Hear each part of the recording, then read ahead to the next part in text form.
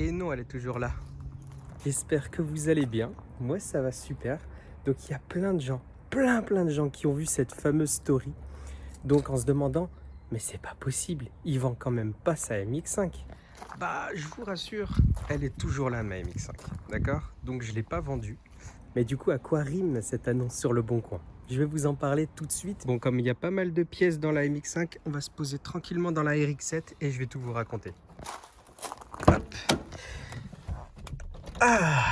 Alors je suis désolé si le titre peut paraître un peu incitatif ou putaclic comme vous voulez, mais pourtant c'est la vérité. Ma MX5 s'est bien retrouvée sur Le Bon Coin. Cependant, je ne l'ai pas mise sur Le Bon Coin pour la vendre.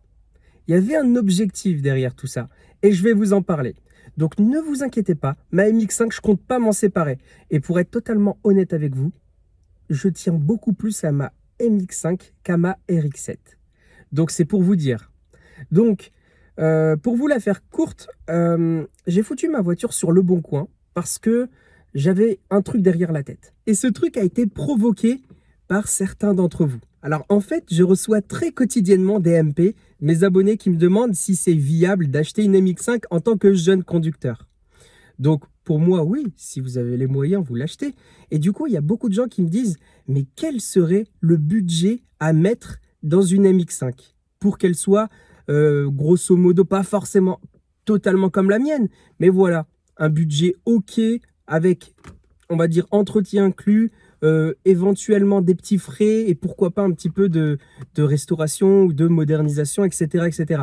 Combien ça peut coûter, grosso modo, quoi, une petite fourchette? Aujourd'hui, je n'ai pas la réponse à cette question. Pourquoi? Parce que quand vous allez sur des sites, dans des forums, etc., on trouve de tout. Il y a des gens qui mettent des bas prix, mais tout de suite, tu sais que la voiture va être RHD avec une tonne de rouille. Bref, tu vas voir, c'est un grouillard la voiture. Après, tu vas voir des gens qui vont mettre un prix, mais totalement déraisonnable. Et puis, tu vas avoir de tout, en fait. Et à la fin, tu sais pas combien vaut une vraie MX5. Donc, du coup, tu es perdu. Il y a tellement de prix différents que tu sais pas combien mettre. Mais surtout, et c'est le truc que je déteste le plus au niveau du milieu de l'automobile, c'est les branleurs de Facebook. Je déteste les branle-couilles de Facebook. Tu vas mettre une annonce de vente, il va y avoir forcément 48 enculés qui n'ont absolument pas l'intention d'acheter la voiture, qui vont te mettre dans les commentaires: ah ouais, mais moi j'ai acheté la voiture beaucoup moins chère il y a 8 ans en Allemagne, elle avait le volant à droite. Écoute, ça c'est le genre de commentaire, tu vois, qui m'insupporte. Je déteste quand les gens viennent ramener leur petite science ou je ne sais quoi. Tu sais, c'est des mecs de Pawn Stars, quoi, tu vois. Ils viennent te négocier la voiture alors qu'ils ont même pas envie de l'acheter. Et en voyant tout ça, les gens commencent à être dégoûtés, tu vois. Ils commencent à être dégoûtés. Du coup, on voit de moins en moins les prix dans les annonces. On les voit sur Le Bon Coin, mais du coup, les voitures passion comme les MX5, vaut mieux aller les chercher auprès des passionnés, tu vois. Vaut mieux aller les chercher dans les forums, dans les groupes, plutôt que sur Le Bon Coin. Et du coup, c'est très difficile, très difficile de fixer un prix parce que ces personnes-là se sont tellement fait saouler par tous ces enculés qui roulent en NB, totalement stock, pleine de rouille, avec 48 longerons dans son historique.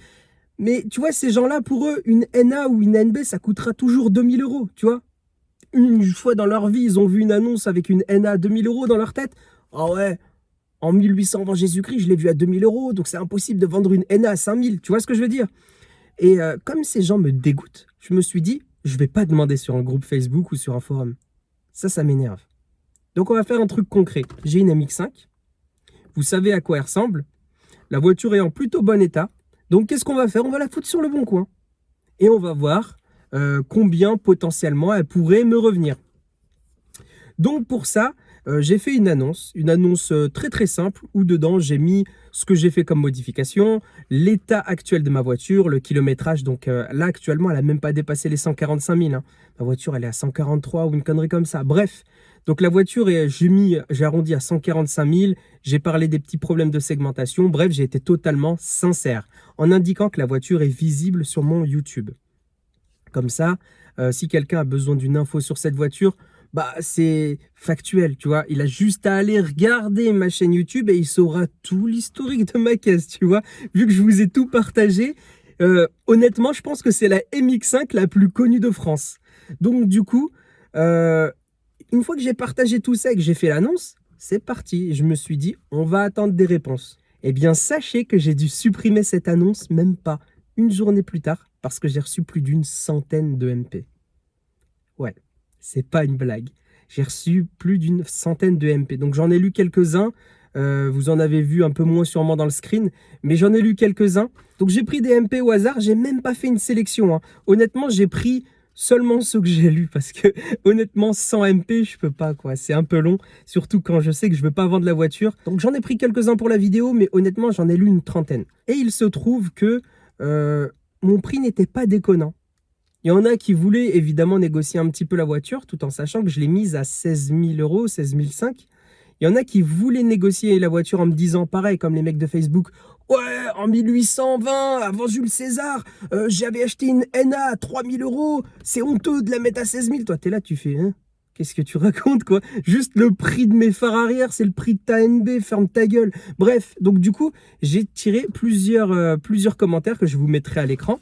Moi, je vais vous les lire. Ensuite, on va pouvoir discuter un petit peu autour du prix éventuel de la NA. Et je vous laisse ensuite débattre dans les commentaires avec moi, dans le respect, hein. Clic droit, masquer l'utilisateur de la chaîne, tu peux plus mettre de commentaires. D'accord? Donc, ok, tu as le droit d'avoir ton avis, mais tu ne l'imposes pas. Donc, tu as le droit de dire que c'est cher ou pas cher, mais viens pas me casser les couilles sur ma chaîne à me dire « Ouais, machin, c'est trop cher, vous vous branlez, machin. » Respectons-nous, d'accord? On est des gens civilisés. Je vais vous lire les commentaires et ensuite on va essayer de se faire une petite cote entre nous. Comme ça, si vous, mes abonnés qui me posez souvent la question « Combien coûte une MX5 ?» Eh ben vous allez avoir votre propre réponse, d'accord? Par rapport à une MX5 comme la mienne. D'accord? On va être fixé pour une cote de MX5 comme la mienne. D'accord? Donc modifié. On n'est pas sur une NA stock. On est sur une NA modifiée, qui a été restaurée du moins et qui n'a pas de problème de rouille. Je vais donc vous lire les commentaires. Évidemment, je vais vous faire part de quelques petites réflexions entre deux. Et puis, à la fin, ensemble, on essaiera d'établir une cote. D'accord? Je vais vous mettre le prix que je pense plus ou moins OK épinglé dans les commentaires. Vous mettez des pouces bleus si vous êtes d'accord dans ce commentaire. Sinon, vous proposez votre prix. D'accord? Combien, à vos yeux, vaut ma MX5? Dites-moi-le dans les commentaires, je suis curieux. Moi, je vais vous lire ce qui a été dit sur Le Bon Coin. Ça veut dire une plateforme d'achat entre particuliers. Par contre, je précise un truc. Les commentaires que j'ai sélectionnés sont uniquement des commentaires de personnes qui voulaient acheter la voiture. Je n'ai pris uniquement des personnes qui voulaient l'acheter dans l'état avec le prix que j'ai dit, soit 16 500 euros. Ou des propositions d'échange intéressantes. D'accord? Donc ça veut dire, là, les commentaires que vous allez voir, ça prouve que la voiture potentiellement pouvait partir à 16 500. D'accord? On commence. Alors, le premier commentaire. Êtes-vous Youyou GMR? C'est moi, wesh. Si oui, je serais ravi d'acheter votre véhicule. Mais n'ayant pas la somme demandée, je vous propose un échange avec ma Corvette C3. Voici quelques photos. Cordialement. Alors, une Corvette C3. Honnêtement, moi je sais, vu que j'ai pas mal importé de voitures, tu sais, ma 300ZX était importée, etc. D'ailleurs, importée des États-Unis, donc une américaine comme une C3, je sais que ça vaut aux États-Unis plus ou moins en bon état dans les 14-15 000 dollars. Donc tu les trouves entre guillemets à 13 000 euros. Tu peux en avoir plus cher, évidemment, en fonction du modèle, mais lui, par rapport aux photos qu'il m'a envoyées, je pense que c'est trouvable dans les 13 000 euros. Donc avec la taxe de douane de 5,5%, le dossier FFVE de 4 mois, enfin bref, en vrai, là, pour moi, hein, c'est un truc équivalent. Une C3, tu ne l'achètes pas au-delà de 17 000 euros. Sauf si tu as envie de l'acheter en France directement et pas te faire chier avec l'importation. Mais voilà, ça vaut 17 000 balles une C3. Attention, c'est pas un truc de ouf non plus. Ça court un peu les rues, les Corvettes aux États-Unis, bien que ce soit une très bonne voiture. Donc, c'est pas déconnant pour moi. Première proposition, elle n'est pas déconnante. Elle correspond plus ou moins au prix que je m'étais fixé de 16 500. D'accord? Et 16 500, c'est un truc voilà, que j'ai mis grossièrement, mais honnêtement, ma MX5, à mes yeux, ne vaut pas 16 500. Hein. M'envoyez pas de MP, je veux pas la vendre. Surtout pas à 16 500. Alors, deuxième commentaire. incroyable cette MX5, félicitations. Accepteriez-vous une offre à 14 000 euros? Est-elle visible? Pouvons-nous convenir d'un rendez-vous? Merci cordialement. Donc je vous ai dit qu'il y a aussi des gens qui ont négocié, donc j'ai voulu vous l'illustrer par le biais de ce commentaire. Il y en a qui sont prêts à l'acheter pour 14 000 euros. D'accord, donc on est loin de la cote de la MX5 de base. On est sur une MX5 qui, à l'époque, ça coûtait entre 5 000, 6 000, 7 000 euros. Là, il y a des gens qui sont prêts à mettre 14 000 euros. D'accord? Donc là, entre la cote, selon moi, hein, d'il y a 2 ans et la cote d'aujourd'hui, il y a déjà le double. D'accord? Parce qu'il y a 2 ans, trouver une ENA en bon état à 5 000, 7 000 euros, c'était jouable. Aujourd'hui, il y en a qui sont prêts à mettre 14 000 balles. Après, la mienne, c'est vrai qu'elle est un petit peu atypique. Bonjour, je l'ai vu à Dynabuld. D'ailleurs, big up à l'équipe de Dynabuld, big up Mathieu. J'ai aussi une MX5, mais version NBFL.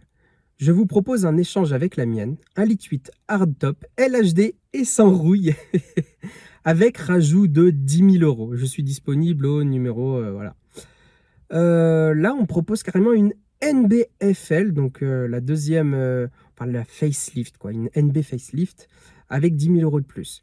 Une NB, ça vaut combien une NBFL en vrai? Je ne sais pas vraiment la cote d'une NBFL, mais je pense qu'elle devrait... Allez, les bons états, c'est entre 7 000, je pense, hein, 7 000 et 11 000 euros, un truc comme ça.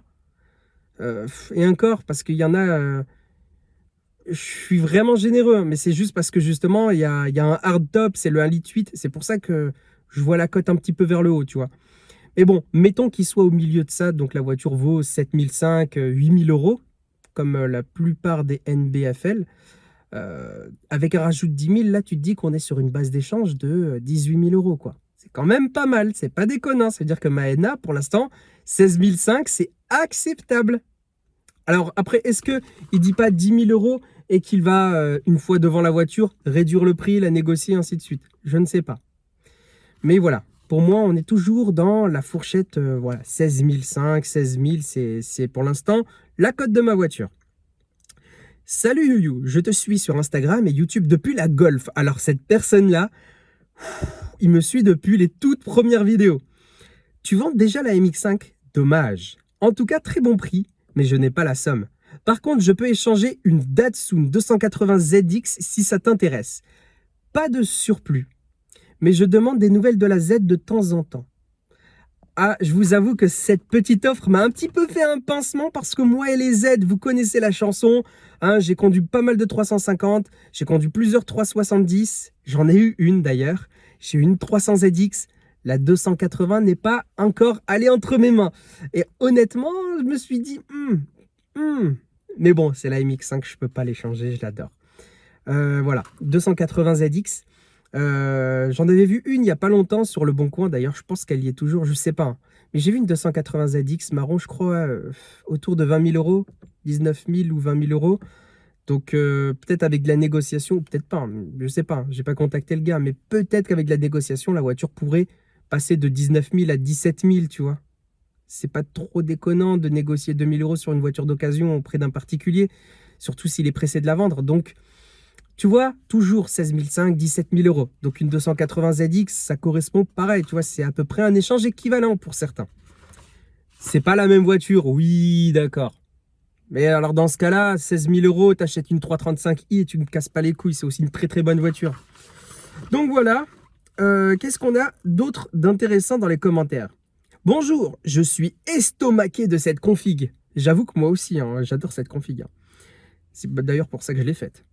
J'achète votre voiture dans l'état, tout de suite, je vous fais le virement instantané et je la récupère pour samedi prochain si vous êtes d'accord.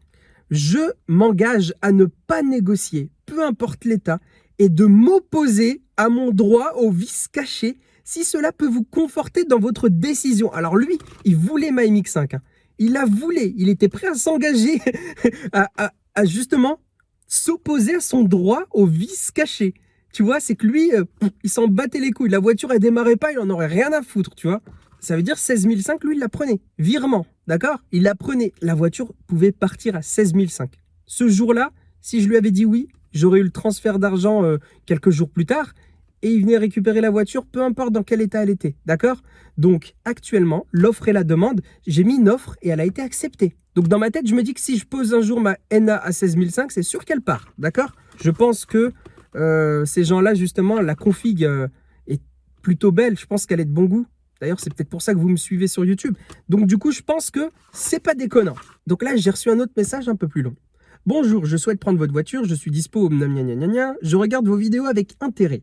Étant passionné de Mazda, après 4 NA, 2 NB et 2 RX-7, je souhaite réitérer l'expérience avec une NA.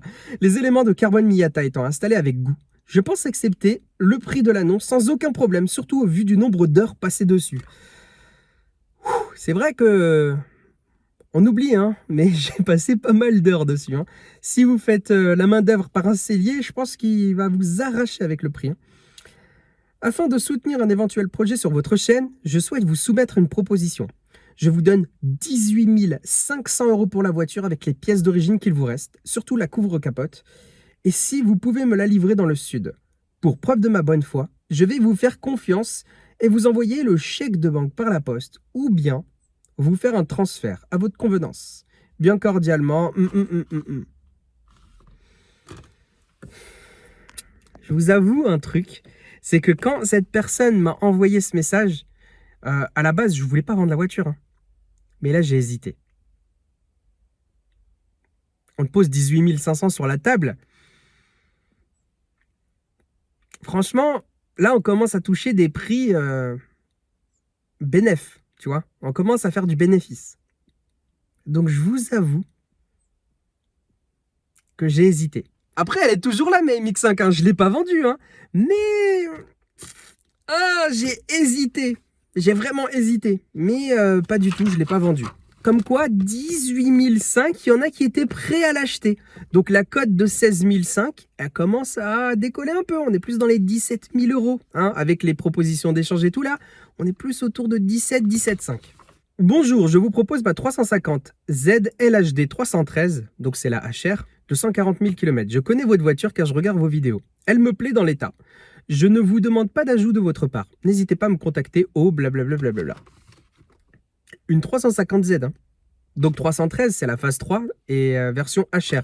Donc avec l'admission où il y a 2 tubes là. Bref, c'est sympa. 140 000, elle est un peu bornée quand même, mais ça va, tu vois, ça reste des moteurs vécus, c'est increvable les moteurs vécus. 35 surtout, si l'entretien est bien fait, ça reste du Nissan. Hein. Donc une 350Z LHD, je sais pas, hein, ça, à mon avis, pareil, on est autour de 20 000 balles avec cette voiture. C'est énorme. La personne m'échange une 350Z contre ça. Alors peut-être que sa 350 a des frais après, je sais pas. Je lui ai pas demandé. Toutes les personnes en question là, j'ai pas répondu. Honnêtement, j'ai supprimé l'annonce et j'ai fait le mort. D'ailleurs, je suis désolé si vous regardez cette vidéo et que vous vous dites putain quel enculé, il a profité. Je suis vraiment désolé. Je suis vraiment désolé. Peut-être que j'ai gâché, les espoirs de certains avec cette annonce. Je suis vraiment désolé. Honnêtement, ma voiture n'est pas à vendre. Je suis vraiment désolé si ça vous a fait un peu chier que je n'ai pas répondu à vos commentaires. Enfin bref, une 350Z, tu te dis quand même que c'est vraiment pas mal. C'est vraiment pas mal. Mais je ne sais pas si elle a des frais, etc. Enfin bref, tu te dis quand même, ça reste toujours dans la même cote. On est entre voilà, 17, 16 500, 17 000 €, si tu inclus les frais, etc. S'il y a des frais sur la voiture. Bonjour, je vous propose ma Nissan S13 CA18, 84 000 km, rouge entièrement d'origine, c'était vierge, aucune rouille avec rajout de 3 000 € de ma part, cordialement. Ça, c'était sympa. Tu vois, pareil, une S13, ça reste sympa, mais moi, je n'aime pas les S châssis. J'aime bien la S15, ça c'est clair. La S14 Cookie, je la trouve assez vénère, je la trouve bien, elle est mignonne. Beaucoup plus que la Zenki, je suis pas très fan du tout. J'aime beaucoup aussi les PS13, bon, les C-Lady, toutes ces conneries aussi, j'adore. Mais voilà, j'adore juste les voir.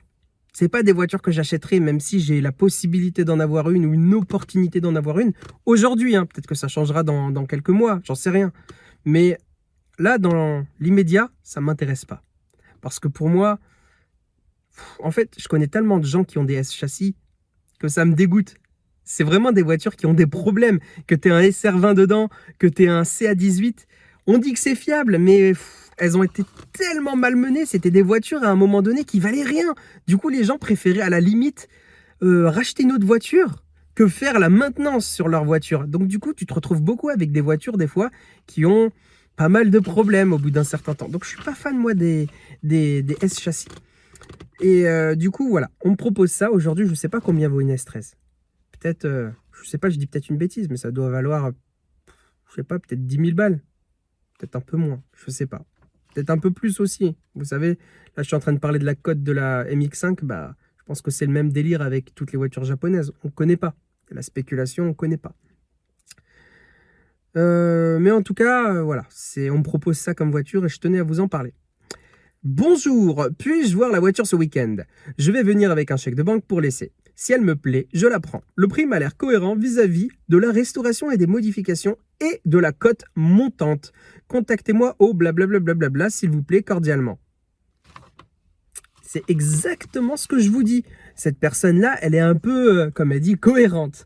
Parce que là, il a ajouté les modifications, plus l'état, et il a aussi compris qu'il y avait une cote montante sur le véhicule, ce qui n'est pas déconnant. Une MX5, plus on va passer dans les années là, et plus ça va être compliqué de poser la main dessus. Il y en a qui sont marbrés, même si c'est les voitures les plus vendues, je vous sens arriver là. Ouais, mais la MX5, c'est facile à avoir.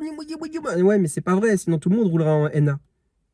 Elles ont été vachement vendues parce qu'elles se vendent depuis, ça fait plus de 30 ans qu'on les vend. Il y a eu 4 générations et ça continue de se vendre.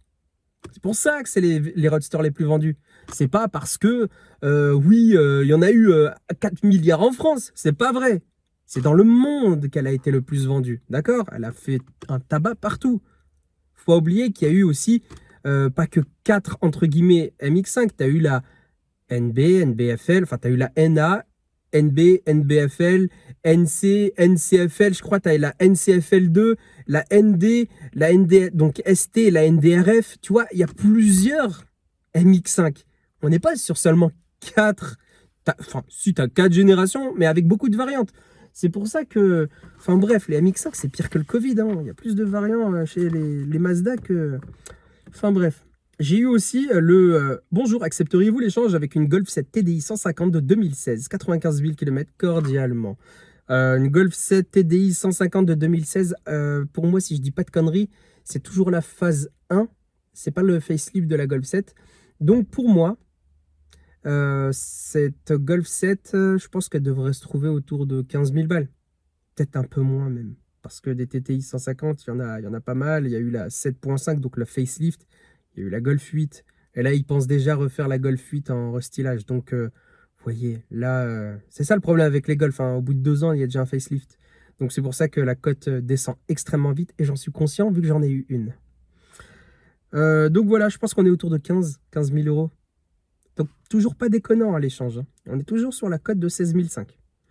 Bonjour, êtes-vous intéressé par une Peugeot RCZ GT Line? Pas de rajout, si elle est bien comme les photos, je peux me déplacer cordialement.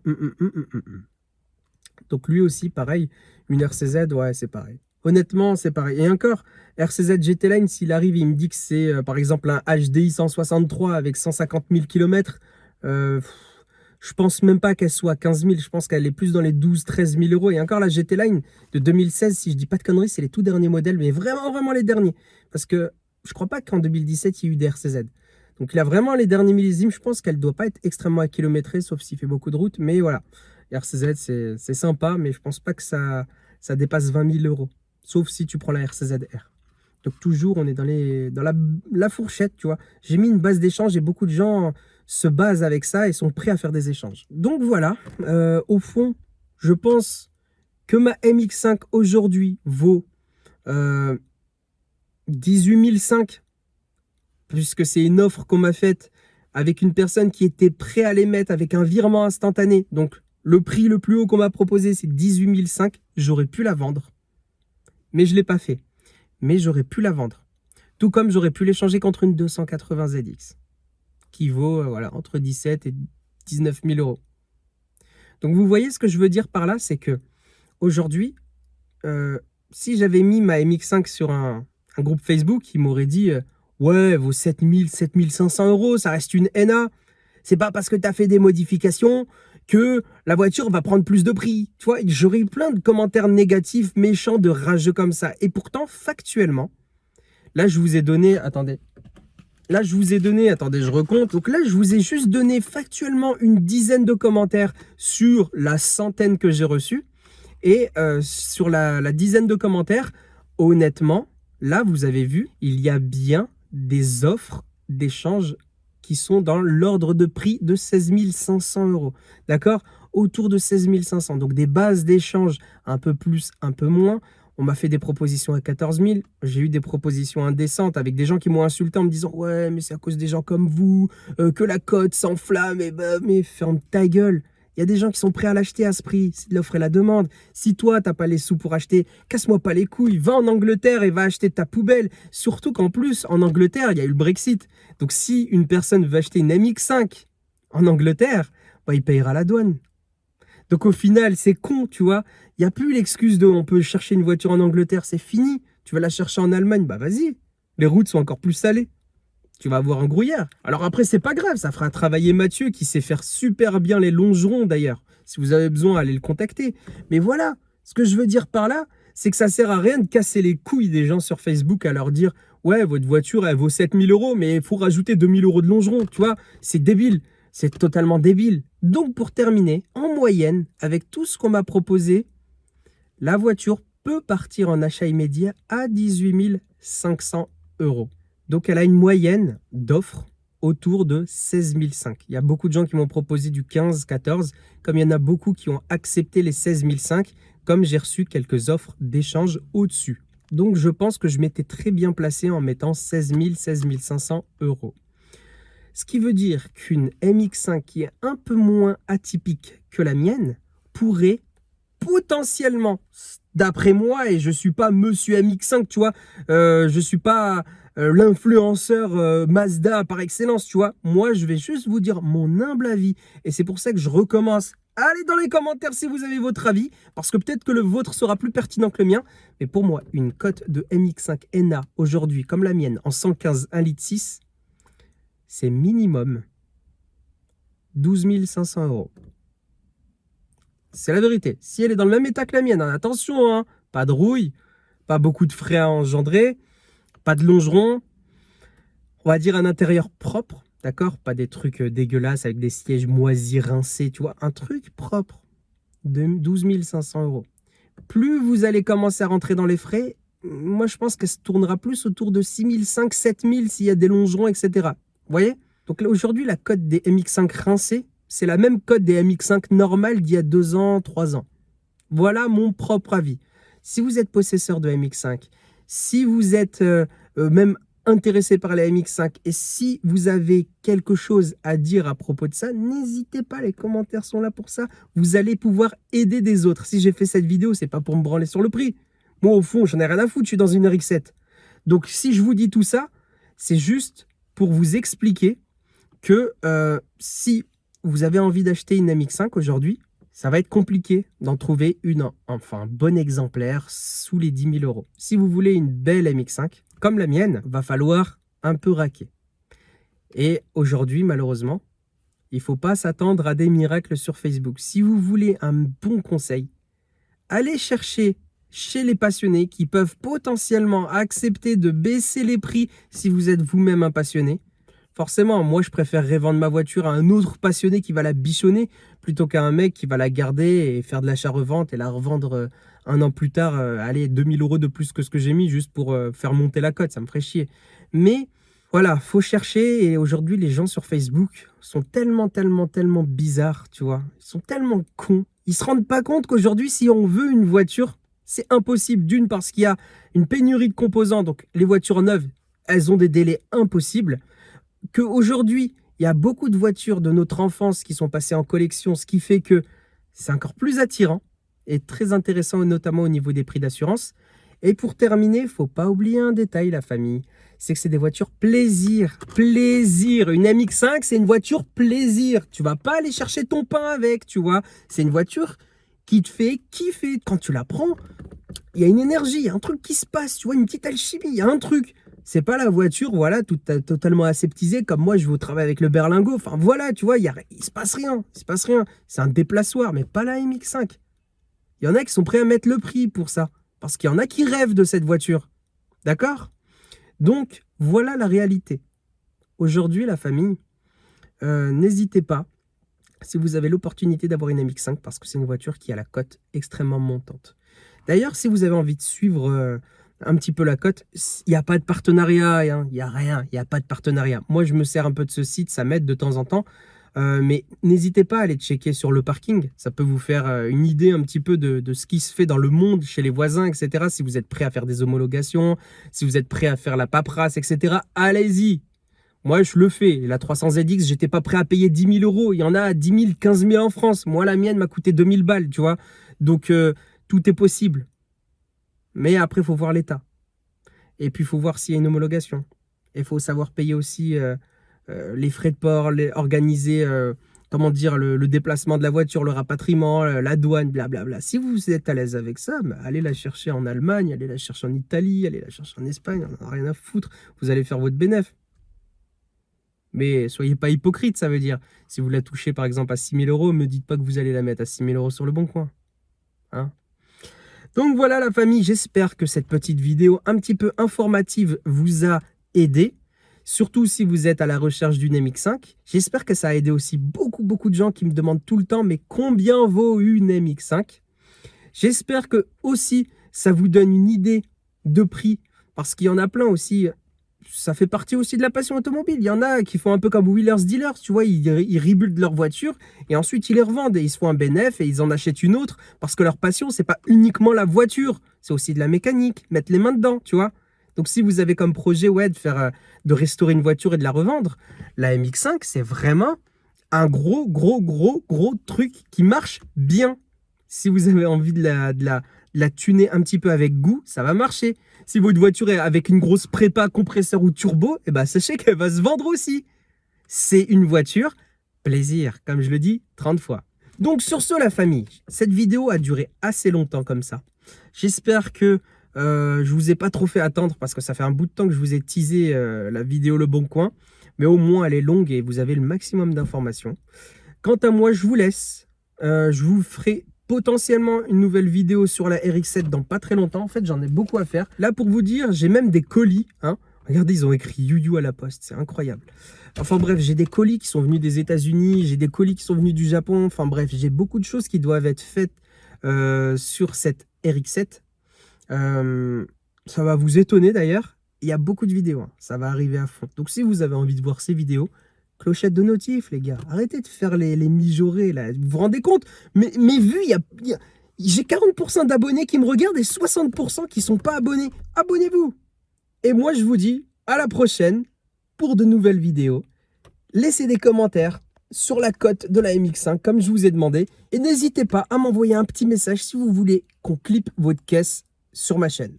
D'accord? Petit message sur Instagram, youyou.gmr, comme la chaîne, sauf qu'il faut mettre un point entre les deux. Sur ce, la famille, à la prochaine. Allez, ciao. Abonne-toi.